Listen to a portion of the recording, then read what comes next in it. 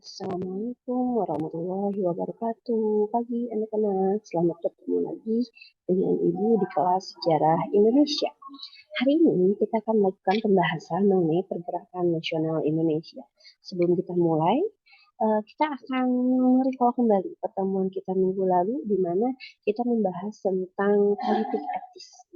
Jadi dalam politik etis itu ada yang namanya trilogi Van Deventer, betul ya? Salah satunya adalah edukasi, kemudian yang kedua itu adalah irigasi, dan yang ketiga adalah transmigrasi. Nah, sekarang kita akan melanjutkan pembahasan mengenai masa pergerakan nasional Indonesia. Kita akan mulai dengan latar belakang.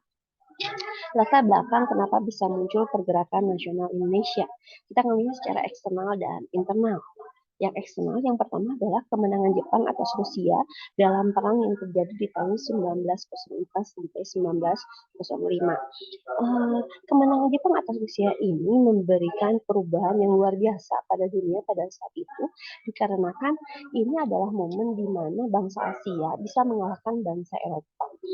Ketika kita membahas bab-bab sebelumnya tentang kolonialisme imperialisme Barat, ada yang namanya superioritas dari orang Eropa yang merasa bahwa rasnya itu paling unggul, yang merasa bahwa bangsa kulit putih ini bangsa yang termaju, bangsa yang terkuat, sehingga memaksakan untuk melaksanakan kolonialisme imperialisme di wilayah-wilayah yang bukan kulit putih. Nah, tapi dengan kemenangan Jepang atas Rusia ini, paradigma itu seakan-akan berubah begitu. Dan ada sebuah harapan positif, terutama hubungannya dengan rakyat Indonesia, bahwa ada harapan untuk bisa mengalahkan kolonialisme imperialisme yang dijalankan Belanda di Indonesia. Yang kedua adalah kebangkitan nasionalisme negara-negara Asia dan Afrika. Ini sebenarnya faktor yang secara tidak langsung itu berhubungan dengan golongan intelektual yang muncul pasca pelaksanaan politik etis di bidang edukasi. Nah, semakin banyak informasi yang didapat oleh golongan terpelajar, ini memberikan sebuah motivasi penting bahwa bangsa-bangsa Asia dan Afrika di wilayah lain di luar Hindia Belanda itu sedang melakukan sebuah gerakan perlawanan, kebangkitan untuk memperjuangkan kemerdekaannya, untuk memperjuangkan lepasnya mereka dari kungkungan kolonialisme imperialisme Barat. Dan yang ketiga adalah maksudnya paham-paham baru. Ini jelas ada hubungannya dengan pendidikan juga ya, di Hindia Belanda pada saat itu. Bahwa golongan terpelajar menerima banyak apa ya, informasi, menerima banyak ilmu pengetahuan yang kemudian mengerucut kepada keinginan bahwa bangsa ini harus merdeka. Selain faktor eksternal, kita juga memiliki faktor internal mengapa bisa muncul masa pergerakan nasional Indonesia. Yang pertama adalah kejayaan masa lampau. Nah, ini kita harus flashback ke belakang nih, masa kejayaan Sriwijaya, masa kejayaan Majapahit, masa kejayaan kerajaan-kerajaan tradisional di Indonesia. Ini menginspirasi bagi bangsa Indonesia saat ini bahwa bangsa ini adalah bangsa yang besar. Bangsa ini adalah bangsa yang tangguh, dan bangsa ini bangsa yang mau memperjuangkan kebebasannya. Yang kedua adalah penderitaan rakyat. Pelaksanaan kolonialisme imperialisme yang dijalankan Eropa di Indonesia itu pada intinya adalah pengerukan kekayaan. Bagaimana bangsa Eropa mendapatkan keuntungan yang besar untuk membangun negaranya di Eropa dengan menggunakan jerih payah, tenaga, maupun sumber daya alam yang dimiliki oleh daerah jajahan.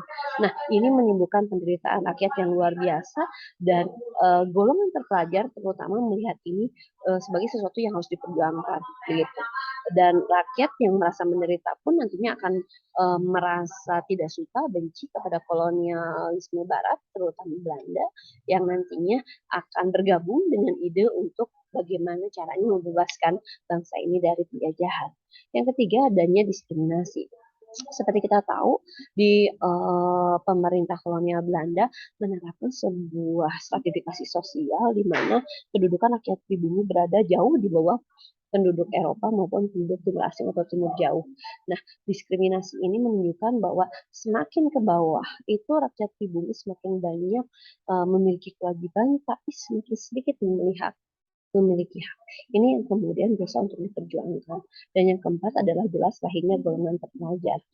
Golongan terpelajar ini walaupun jumlahnya tidak banyak karena eh, apa ya, pembatasan-pembatasan yang dilakukan oleh Belanda ketika melaksanakan politik etis di bidang edukasi juga kan tidak sembarangan orang Indonesia bisa mengenyam pendidikan, hanya golongan-golongan tertentu saja. Tapi jumlah yang sedikit ini ternyata mampu menggerakkan sebuah perjuangan yang baru, yang tidak mengandalkan otot, tapi lebih mengandalkan otak dan juga perjuangan secara menyeluruh dan utuh. Tidak lagi terbagi-bagi menjadi beberapa wilayah. Ciri khas dari masa pergerakan nasional Indonesia itu adalah munculnya organisasi-organisasi kebangsaan. Nih, saya membagi dua tabel. Ada organisasi yang sifatnya sosial ekonomi, ada organisasi yang bersifatnya politik. Ciri khas dari masing-masing organisasi ini bertolak belakang satu sama lain. Organisasi sosial ekonomi jelas dari namanya bergerak di bidang sosial ekonomi, artinya dia tidak berpolitik.